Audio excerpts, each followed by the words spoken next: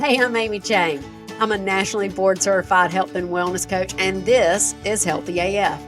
In this podcast, I'll be bringing you all things health, from the newest health strategies to how to tackle those personal roadblocks that just will not let you move forward. So buckle in. We're going to be inspired and instructed, and dadgum, we're going to have a little fun on Healthy AF. Hey, everybody, and welcome to another episode of Healthy AF. You know, when I come into the recording studio, I just have to brag a minute on my producer, Moose, because we almost always have a chat that sets me right in a great mood for a podcast. And then before I go into like the little virtual room to record and he goes into the virtual producing room, wherever he goes, I'm like, okay, love you, bye. He's like, I love you. And it's just such a nice, warm way to begin a podcast. And I'm grateful for it. I hope you have those people in your life that just randomly remind you how awesome sauce you are. Okay, so let's talk about December. Because you may or may not have those people in your life reminding you of how awesome sauce you are when you are visiting family for the holidays.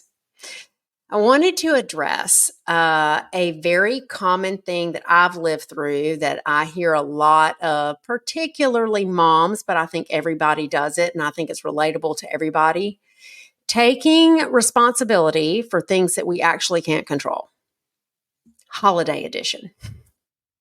I realized on Thanksgiving that I was trying to take control of how my mom experienced the holiday. Let me break that down for you. My mom likes things a certain way when people are coming to the house, whether they are my kids or her neighbors, or whether it was 50 years ago or last week. She feels most comfortable and has the most fun when things are a certain way. And when they're not that way, she can, like many of us, feel anxious. Well, I sort of tried to take that on as my challenge. I tried to control mom's anxiety. I tried to make sure that she didn't get anxious. And this is what that looked like in real life. What it looked like in real life is I tried to have everything exactly scheduled out, complete with a list of all the things that needed to be cooked, the table that needed to be set, all the cleaning that needed to be done, exactly what time it needed to be done, and have the alarms on my phone so that I knew exactly when those things would happen and I was alerted as to when they were going to happen. Now, actually, it was a very well planned day. I will say that. But I didn't do any of that because I wanted to contribute to our household, or I wanted to understand the flow of the day so that I didn't get behind and I didn't feel rushed. I did all of that to make sure someone else's emotions stayed in a zone where I was comfortable.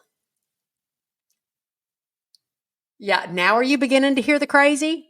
Are you beginning to relate? Yeah. So, most of my life, I have done some behaviors to manipulate other people's experiences of their life so that I didn't feel uncomfortable with their experiences. Now, it sounds real super crazy, and you may not be able to relate to that, but I beg to differ. I think that you probably can. Let's take the case that you have something to tell the children. You've promised them to go to a movie, and the movie theater is closed because the projectory thing, I know they don't use projectors anymore, but the projectory thing is not working. Do you dread telling them? Do you try to soften it up and maybe say like, well, we can't go, but we're going to go get ice cream because you actually don't want them to have that temper tantrum because that temper tantrum really harshes your vibe. Yeah, that's totally what I did. I'm going to placate. I'm going to make happy. I'm going to like protect, bubble wrap the people around me so that their emotions aren't awry. Because when other people's emotions are awry, I don't even know what to do with myself. I'm so uncomfortable. Yeah. So the holidays brings a lot of that up.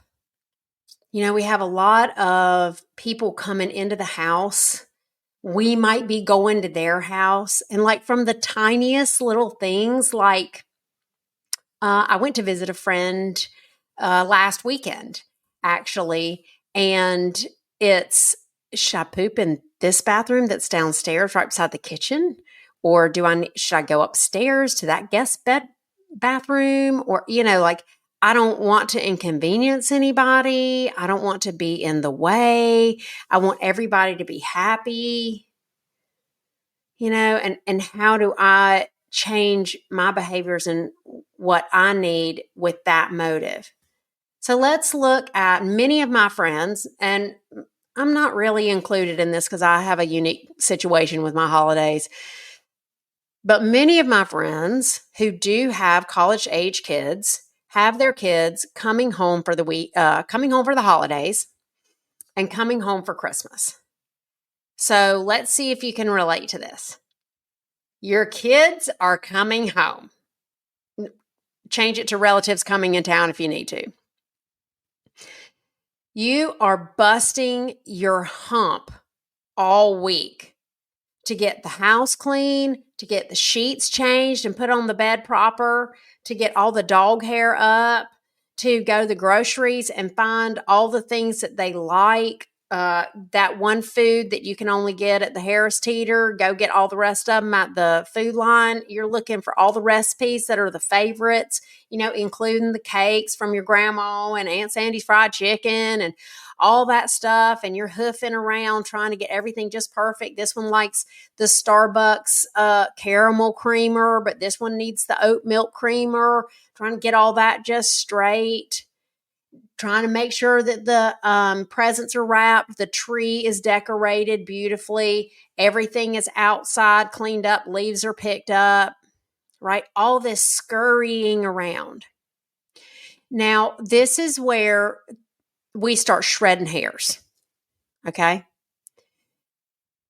The doing, the preparing of all that so that that guest can arrive and feel welcome and have a really nice, clean place to stay where they feel comfortable, to have food prepared for them that communicates the amount of love with which it was prepared. Like, that is such a gift, and that's so beautiful. And when we have the motive of preparing this act of love and service to other human beings called our children or our in-laws or our mama and daddy, that's a really beautiful, authentic way of communicating. I want to paint a different picture. That is not how I lived most of my life. This picture, same doing, same going to the Food Line, hitting the Harris Teeter, grabbing up all the recipes, doing all the cooking, doing all the sheet changing, all the Swiffering, all the vacuuming, all the dusting, all the rearranging, organizing, and wrapping and buying and Christmas ornaments, all the yard work. It's doing all that, but it actually is to make sure that those people who are coming to your home don't complain, are nice to you, think you're good, value you, like you, that is exhausting. And that is how I lived.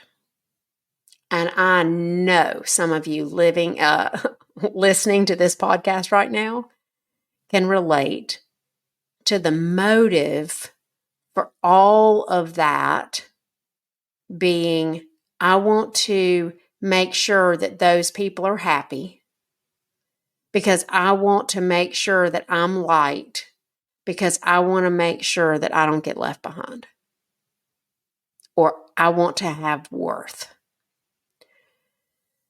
When we get there, when we slow down long enough, why am I going to the Harris Teeter to get that oat milk creamer? When we really look and we get straight on our motives, if it's an act of service and love, great. If it's I'm avoiding somebody being uncomfortable, pissed off, angry, complaining about something, criticizing me, possibly not liking me, it's just a manipulation. And it's not going to feel good. And the worst is it doesn't work. When we live inside manipulation, it is exhausting.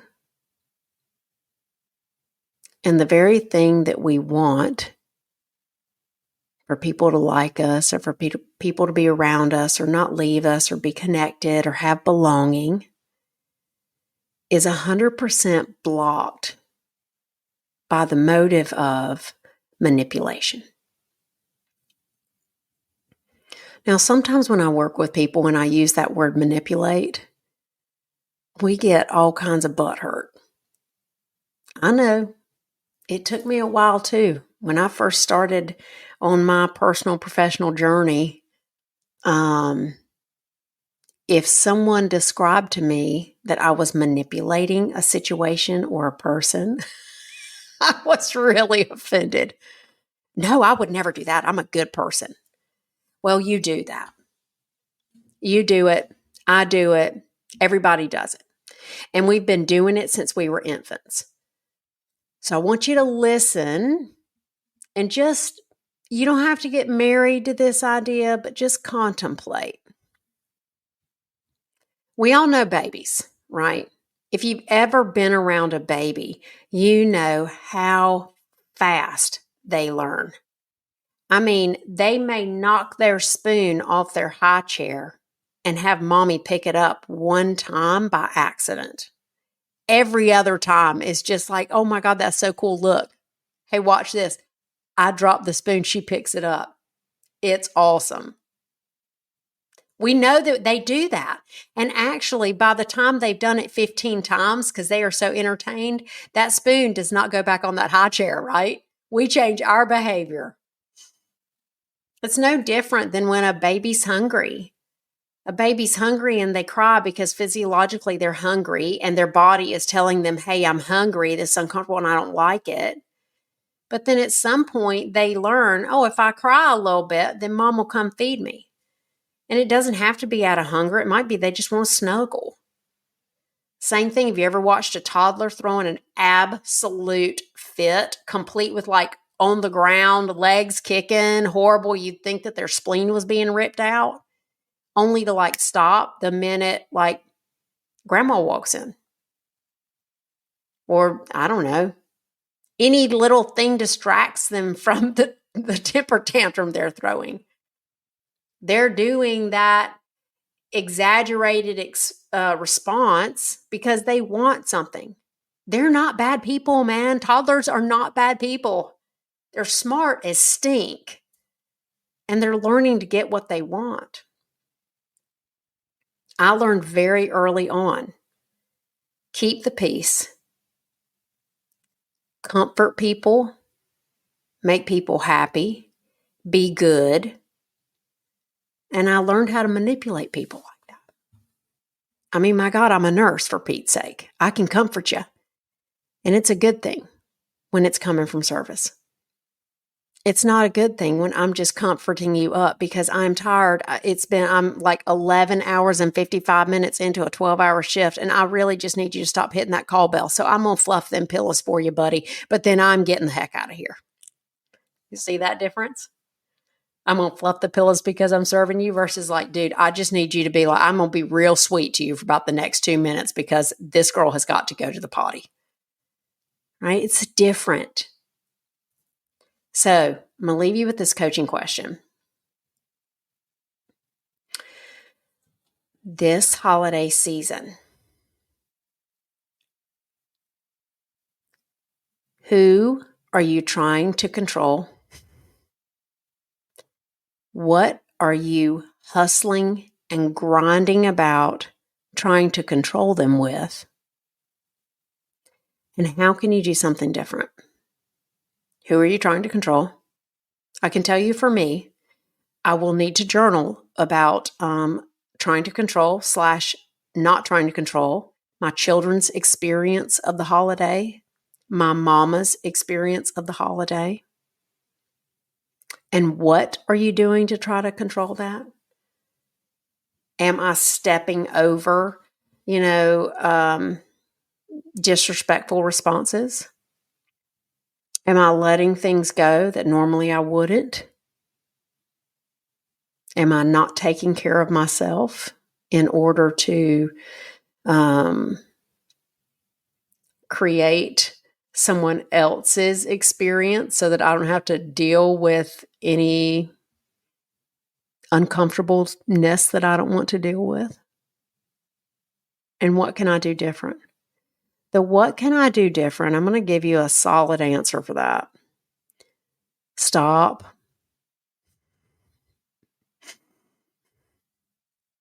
Stop. Just stop what you're doing. The hustling and the striving and the making it perfect and the, worrying. Just stop it. Normally I would say pause. But I think sometimes when we're in the midst of it, like just stop sign, hard stop. And just take a minute and reassess. Like, wait, why am I doing this?